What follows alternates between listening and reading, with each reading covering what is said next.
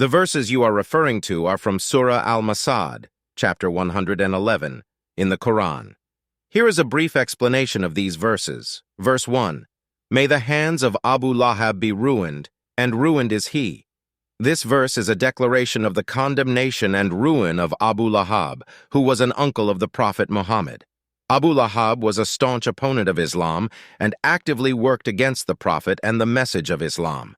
This verse serves as a warning of the consequences of his actions. Verses 2, 3. His wealth will not avail him or that which he gained. He will enter to burn in a fire of blazing flame. These verses indicate that Abu Lahab's wealth and possessions will be of no benefit to him in the hereafter. Despite his worldly wealth and status, it will not protect him from the punishment in the hellfire. The mention of the fire emphasizes the severity of the punishment that awaits him. Verse 4. And his wife as well, the carrier of firewood. This verse mentions the wife of Abu Lahab, Jamil, who was also a staunch opponent of Islam. The imagery used here portrays her as a carrier of firewood, symbolizing her role in supporting and fueling the opposition against the Prophet Muhammad and the message of Islam.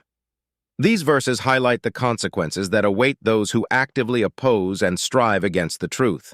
They serve as a reminder of the importance of recognizing and supporting the truth, while cautioning against the consequences of persisting in disbelief and enmity towards it. Here is some additional information about the context and significance of Surah Al Massad, chapter 111, in the Quran. Surah Al Massad is one of the shorter chapters in the Quran, consisting of just 5 verses.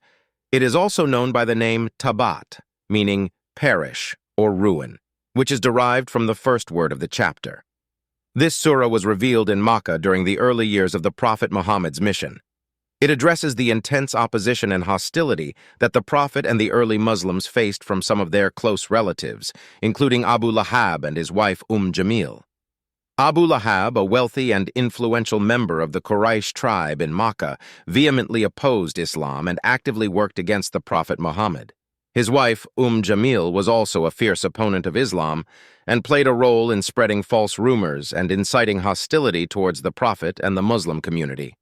The condemnation and ruin mentioned in Surah Al Massad are seen as a divine response to their relentless opposition and rejection of the truth. The mention of Abu Lahab's wealth and possessions being of no benefit to him highlights the fleeting nature of worldly wealth and the importance of faith and righteousness in the sight of God. The mention of Jamil as the carrier of firewood is considered symbolic, depicting her role in adding fuel to the fire of opposition against the Prophet Muhammad and the message of Islam.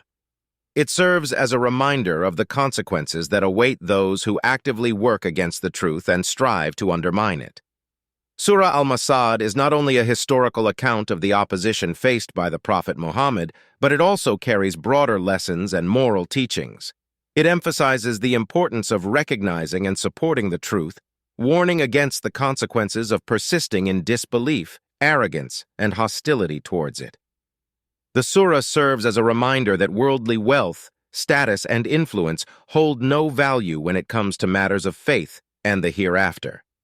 It highlights the significance of sincerity, righteousness, and submission to God as the true measures of success and salvation. Overall, Surah Al Massad serves as a powerful reminder of the consequences of opposing the truth and rejecting the message of Islam. It encourages believers to stay steadfast in the face of opposition and serves as a cautionary lesson for all who engage in hostility and opposition against the truth.